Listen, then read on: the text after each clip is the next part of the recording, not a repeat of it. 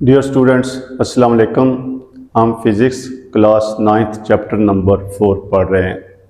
हमारा आज का टॉपिक है resolution of vectors.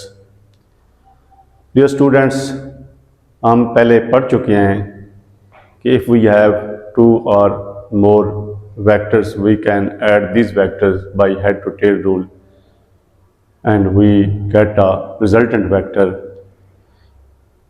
The opposite process, if we consider, if we have a vector, we can divide this vector into parts.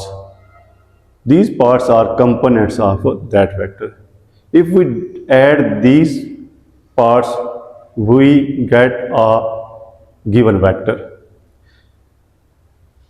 जैसा कि हम पहले पढ़ चुके हैं कि हम अगर हमारे पास दो या दो से ज़्यादा वेक्टर्स हैं तो हम उन वेक्टर्स को ऐड कर सकते हैं और हम उन वेक्टर्स को हेड टू टेल रूल से ऐड करते हैं और ऐड करने के बाद हम एक रिजल्टेंट वेक्टर हासिल करते हैं और वो रिजल्टेंट वेक्टर जो है उसका सेम इफेक्ट होता है जो कि उन तमाम वेक्टर्स का इफेक्ट होता है जिनको हम ऐड कर रहे होते हैं। इसी तरह अगर हमारे पास कोई गिवन वेक्टर है तो हम उस वेक्टर को पार्ट्स में डिवाइड कर सकते हैं और जो पार्ट्स हम जिनमें उस वेक्टर को डिवाइड करेंगे, अगर उन पार्ट्स को हम ऐड करते हैं तो हमें वही सेम वेक्टर हासिल होता है और इस प्रोसेस को हम रेजोल्यूशन ऑफ वेक्टर कहेंगे।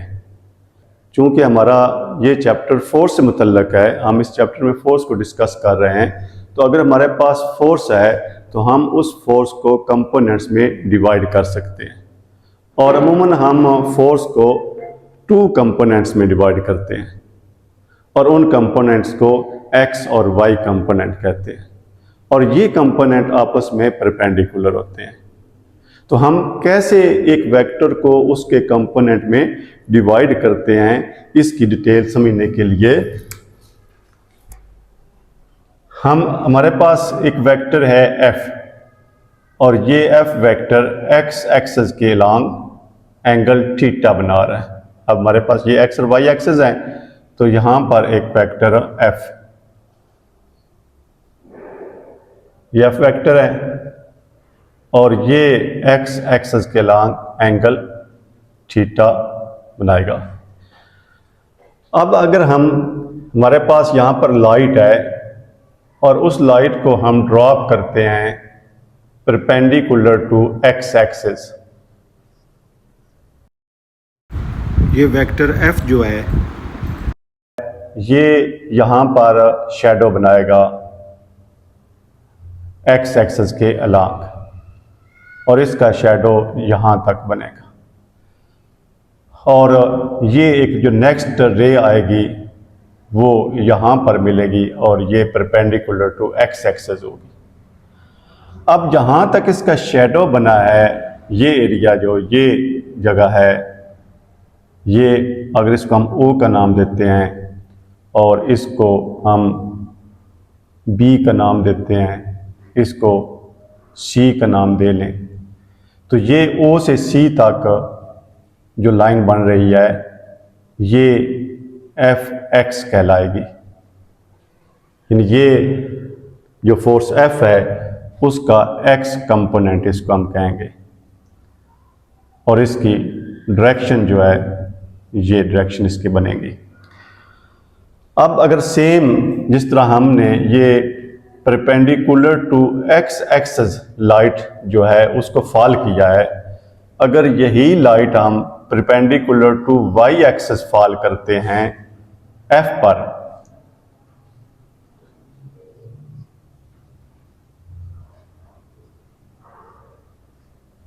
तो f का शैडो जो है अलोंग y एक्सिस बनेगा और ये शैडो यहाँ तक बनेगा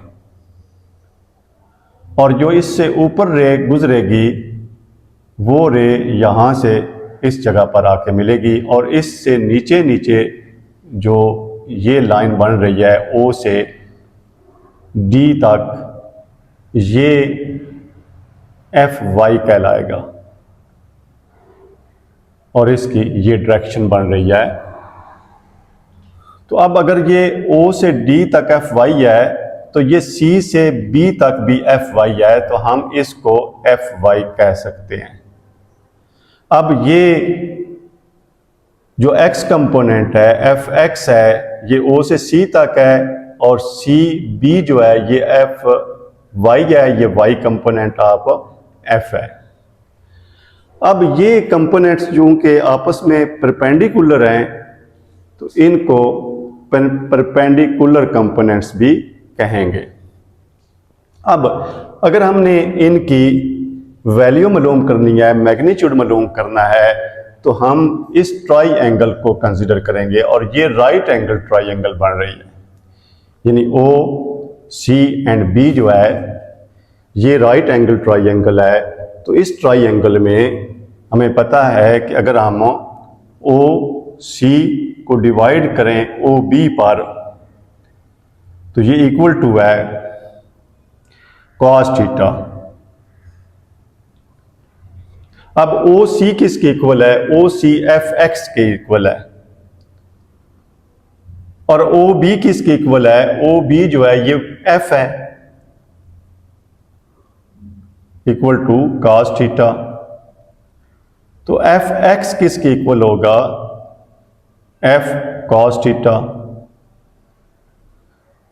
तो इस इक्वेशन से हम एक्स कंपोनेंट जो है उसका मैग्नीट्यूड मालूम कर सकते हैं। इसी तरह इस ट्राइंगल से बी सी डिवाइडेड बाई अगर हम ओ बी करें, तो ये साइन थीटा के इक्वल आएगा। और बी सी जो है या सी बी जो है ये एफ वाई के इक्वल है, F Y over O B जो है ये एफ के इक्वल है, और ये इक्वल टू साइन थीटा। और F Y equal to F sine theta.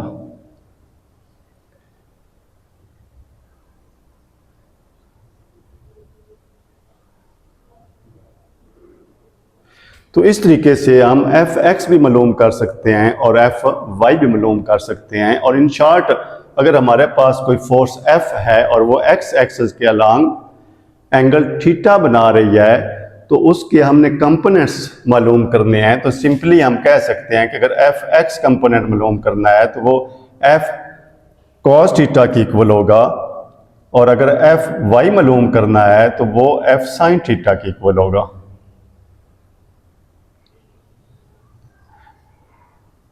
और ये F X and F Y जो हैं ये कंपोनेंट्स ऑफ एफ हैं, और ये आपस में म्यूचुअल परपेंडिकुलर है, और इनको perpendicular components of force F भी कह सकते हैं।